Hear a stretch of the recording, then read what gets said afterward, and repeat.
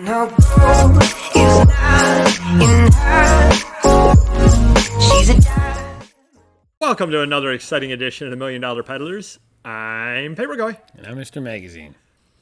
And today we're going to talk about the recent eBay scandal. Not really going to rehash too much of it. It's out there. Primetime Treasure Hunters did a very good series on it.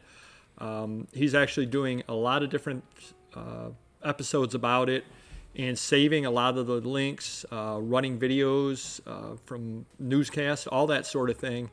And his reasoning is a lot of times it's harder to find stuff over time. It gets scrubbed off the internet, harder and harder to find.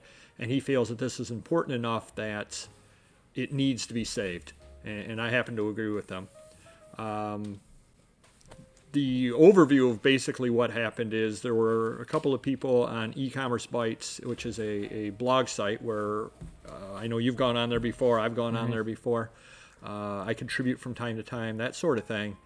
And sometimes they were putting up things that were less than positive about eBay. It always was fair. They were basically news stories. There were areas where people could comment, and I guess a few of the comments below were regularly very anti-eBay, and that upset eBay to the point that they basically, allegedly, harassed these people, sending them live cockroaches, all sorts of things like that, a barely legal magazine, various things like that. A bloody pig head, too. Yep, pig head. Yep, all kinds of crazy things. And I know my first thought. Well, let me ask you, what was your first thought when you heard all of this? At first, I thought it was like a joke. Like, it was so crazy. It's hard to believe that a company like that with their, the big wigs getting involved in basically small timers to them. Why these little ants stepping on their toes? Like, why they would even care about that? But shocking. Yeah, I think I thought two things. The first thing that I thought was, well, they're sending over all these various things. Hopefully they bought them on eBay. And the second thing that I thought was they're $1 billion company, and it's absolutely insane. And I've posted on a couple of different blogs, things like that, boards that I belong to, that I can understand this kind of thing at the local level. I can understand that if I open up an auto part store, auto repair store, and you open one up 3 years later a mile down the road and I'm upset with you, that I'm going to call the local town on every violation. Oh, you've got an A-frame up. Right. Oh, your sign doesn't meet. Oh, he didn't pass the permit. Oh, he's got this, he's got that. And you're going to get upset at me because I'm trying to stop your business, and you're going to break my window. And a week later, your tires are slashed. I understand that. It's wrong. But I understand it, a small town, $100,000 business kind of deal. You do that sort of thing, or it does happen. I don't understand it with $1 billion traded company. I think I was telling you before we started shooting here, that's a lot like I missed my MasterCard payment, and 2 days later there's a knock on my door, and a couple of big guys are there saying, going to break your legs, you got to learn how to pay. It was a pretty good accent. Yeah, not bad. I'm available at parties, too, and do voiceovers. So it's just a crazy situation, an absolutely crazy situation. Now I know that a lot of people, and I felt this way, and I know you felt this way as well, have felt targeted before. Sure. And I mean, you've had things up that have been ended. Oh yeah. And what is the first thing that you do when you call eBay about it? Generally speaking, you had the only had the only one up, right? Well, you would think that, but this just happened recently with an item, and it was a Vero Rights. It was a Oyo Lego, so it's not Lego, but it's like Lego, but it's a legitimate company called Oyo, and Lego came in and told them there was a counterfeit, so eBay ended it, which no big deal. I had 7 other ones listed or something, so I ended them all because I don't want to deal with that again. It's they're $10 items. Who cares?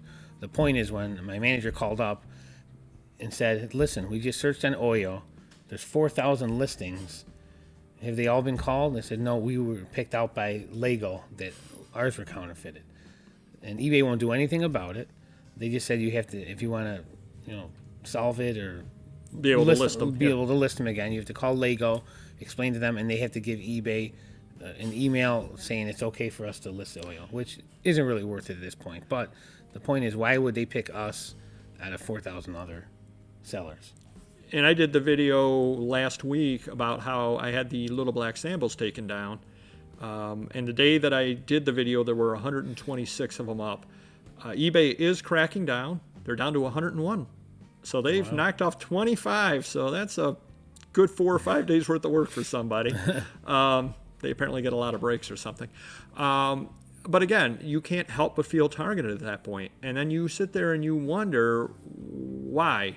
And, you know, we've begun to do this on YouTube. I've become a lot more active on some Facebook groups, all that sort of thing. And then my stuff is taken down, Auction Professor's things are taken down, all that sort of thing. And then you begin to wonder why. And there's a lack of trust between eBay and the consumers. And that's really what it comes down to. Why are there still 101 little black samples almost a week after and mine are down? I don't know. Maybe it's because we're a little bit larger, so there's like almost a target on our back. Another thing could be that because we have more listings up there, you're aware that people can report your listings Oh, sure. So maybe some customer's upset. Maybe one of our competitors is upset. Who knows? So they go through and they hit report listing, and then eBay takes action on it because they're aware of it. I don't really know. But it does kind of make you feel sometimes like you're in the crosshairs. And it does make you feel like, geez, is it worth going on and stating my opinion? And the fact that we would even doubt our ability in America to state our opinion about a publicly traded company for fear of retribution, that's absolutely insane. Mm-hmm. That's absolutely insane. Now I'm going to ask you, I want you to put on your CEO, pretend you're CEO of $1 million company. What would you do? And I'm putting you on the spot here, which I told you I wasn't going to do, but I'm putting you on the spot here. Here we go. Every week. This is it. So you're CEO of eBay. Yep. What do you do? I mean, a part of it, and a lot of people have asked this, and a part of it is you have to tread lightly because there is an ongoing case. Mm-hmm. You can't just come out and your lawyers are going to tell you not to say certain things because you don't want to hurt yourself. You don't want to, and I understand that sort of thing. You don't want to come out and publicly admit to things that maybe you didn't do, maybe you weren't aware of. But you're in charge of eBay, and there's a problem, obviously, with sellers not trusting eBay. Right. What do you do to rebuild the trust? I mean, where would you start at? That's a tough one. That's why I have my managers do that for me. But anyways, well, for starters, maybe instead of like becoming the mafia with these e-commerce bites, maybe respond to their accusations and try and defend yourself, or come up with your own site. eBay could have their own form that eBay controls and explains why it's this way, why it's that way. I've had many issues in the past, and a lot of it's just, doesn't make any sense. It lies. But well, I think a lot of it, there's no communication. Right. I think that might be one of the biggest things of all. There's no communication. And the people answering the phones, they don't know anything. They're just reading off what they should say to answer some of these, common questions they get. And we get problems with the offers not working. Well, IT's working on it. Oh, they've been working on it for over a year, so really they're not working on it. But I just learned to deal with it and accept it, and because I need eBay, it's my livelihood. So I just move on. Over the last 10, 20 years, it's not worth fighting with them anymore. It's you're wasting time and money, and it's very stressful. So I just that's eBay, and I move on. Well, another thing that just came to me as we were sitting here is eBay has given the free listings over because of the, allegedly because of the COVID. Yeah. They've given extra store supplies out to people, all sorts of things like that. And I'm wondering, and again, this is, I don't want to look a gift horse in the mouth, but you got to wonder, did they know that this was coming? And in an effort to stop the bad press, we can offer this. Sure. I don't know. And I'd like to think that, they do value the sellers and that they do understand things are tough for people out there. That's what I'd like to think. Yeah. But then some part of me is saying it's nothing but damage control. And it's terrible that you just can't accept something without thinking they must have an ulterior motive. I mean, obviously, everything any company does has an ulterior motive. They want you to like them. They want you to do business with them. That's obvious. Right. But eBay is just beyond the pale as far as that kind of thing goes. I think that what they have to do is, I don't know. I mean, obviously they're going to be talking to, or if they're not, then they really need to fire their CEO or anybody up in charge that hasn't thought of this. You've definitely got to hire some kind of a brand specialist. There are consultants out there that help save brands, that help with spin control, damage control, and that kind of thing. You absolutely need to do that. I think you need to jump out, get at the forefront of this story, and again, without admitting guilt, without admitting to things that you haven't done type deal, because who knows how far up in the system this goes, or who was involved, who wasn't involved. You don't want to throw yourself under the bus as far as that goes, but within certain parameters, just come out and take ownership of the situation and say, yes, it was some rogue employees, but they did it because the culture was such that they felt that they could do it. And I think that's a big part of it, is they must have felt empowered that they could do that sort of thing to go to those lengths and not think that there would be some problems. I mean, let's say that I'm here packing for you, and one of your customers, I read this email and they're just a pain in the butt, and so I send them live cockroaches.